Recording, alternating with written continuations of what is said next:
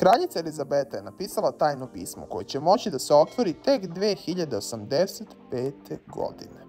Ovo tajno pismo koje je napisala kraljica leži skriveno u trezoru i neće moći da se otvori još 63 godine. Ludilo.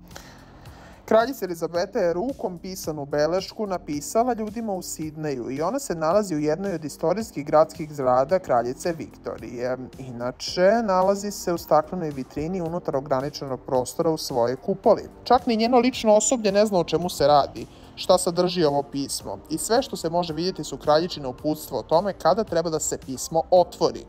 Nakon što je kraljica umrla, nacija je sad ušla u period žalosti koji će se održavati od petka do 7 dana nakon njene sahrane.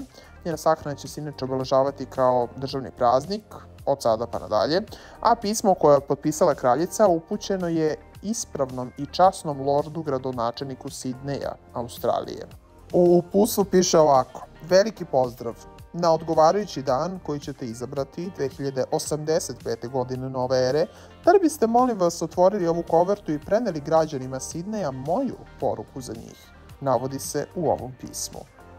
Šta se dešava? Mislim, kraljica zna da sigurno nije mogla da poživi do 2085. godine, ali zašto je baš taj datum izabrala? Zašto baš tu godinu? Mislim, moramo sada čekamo 63 godine da saznamo možda nešto revolucionarno, možda je otkrila vanzemaljice u Sidneju. Šta vi mislite? Pišite mi u komentarima.